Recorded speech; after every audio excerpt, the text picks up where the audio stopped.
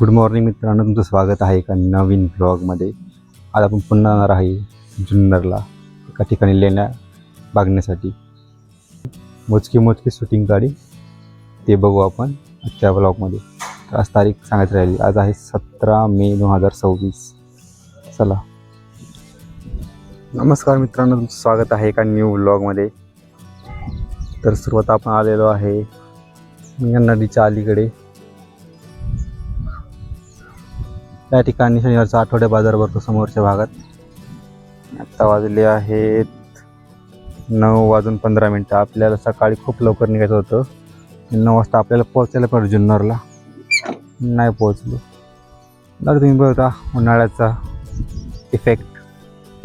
पाण्याची पातळी पूर्णपणे खाली गेलेली आहे. असो, चला निघूया.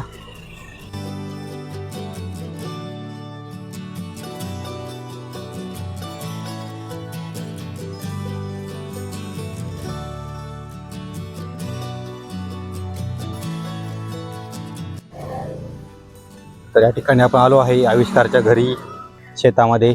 मग आता भूषणला घ्यायला जाऊ.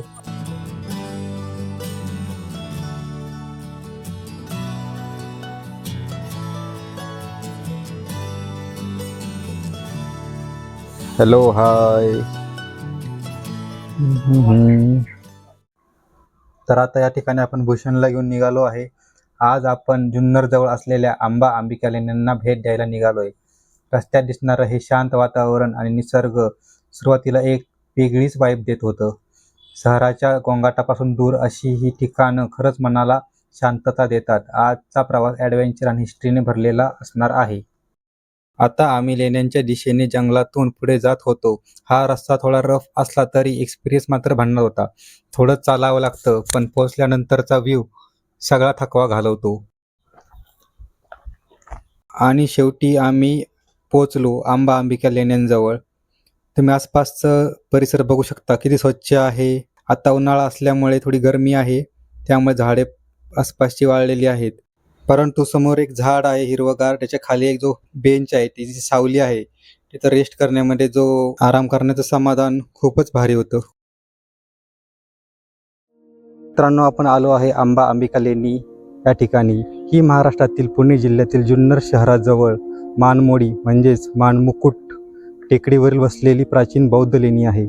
इसवी सन 1ल्या ते 3ऱ्या शतकात सुमारे 2000 वर्षापूर्वी ही नयना बौद्ध परंपरेनुसार या लेण्या खोदल्या गेल्या आहेत.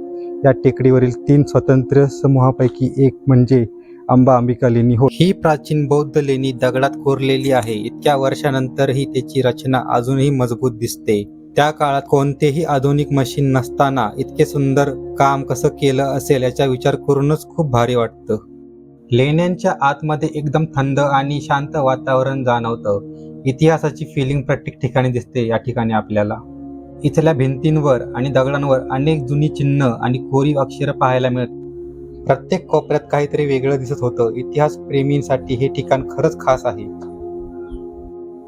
अशा ठिकाणी आल्यावर शहराचा सगळा स्ट्रेस आपोआप कमी होतो. जर तुम्हाला नेचर, ट्रेकिंग आणि हिस्ट्री आवडत असेल तर जुन्नरमधल्या आंबा अंबिका लेण्या नक्की एक्सप्लोर करा. व्हिडिओ आवडला असेल तर लाईक करा, शेअर करा आणि चॅनलला सबस्क्राईब करायला विसरू नका. पुन्हा भेटूया एका नवीन ब्लॉगमध्ये. Thank you for watching the blog. See you in the next one.